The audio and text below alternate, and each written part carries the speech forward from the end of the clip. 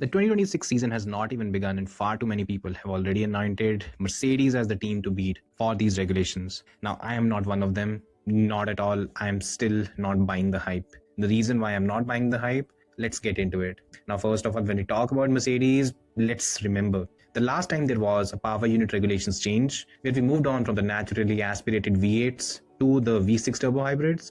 Mercedes was the team that nailed the regulations. The power unit that they built, it was a class apart. And ultimately, they ended up dominating the sport from 2014 till 2021. They won 8 consecutive constructor championships, and that's a record, and that's the longest streak for any team. Now, in 2026, we are doing something similar in terms of there's a change in power unit regulations. It's not as drastic because here what we are doing is it's essentially a change of the hybrid part from being the 20% of the supply to 45%.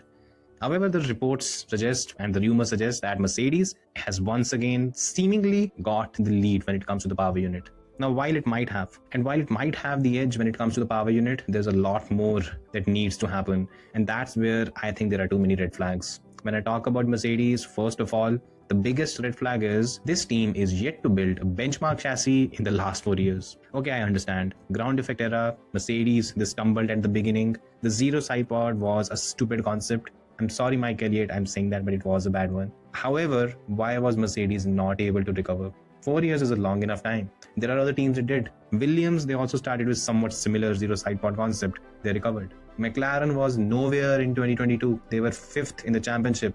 They won the championship in the last 2 years. Why was Mercedes not able to do it? And how is this not a question mark? It should be a question mark. Secondly, there's one thing and one area where a lot of people have not focused, and that area is in 2014, when Mercedes was dominating, both McLaren and Williams, these teams were on the way down. Neither of these teams were in position to challenge Mercedes anyways, and hence they had a bit of a free run. In 2025 and 2024, McLaren, a Mercedes-powered team, they won the championship. That team has nailed the aerodynamics of a car in the last couple of years. And if there is a team that anyone is going to pick right now to have the best aerodynamic unit, it's going to be McLaren, not Mercedes. Finally, and probably the most important thing, and this is something that actually worries me, in the last few years, Mercedes has not gone through any rapid restructuring or hiring talent from outside into the aerodynamic side of things. It's still more or less the same team. James Allison is a genius. He's someone who I have admired, and I think he's very underrated when it comes to Formula One because he has a lot of success. But does he have the right support?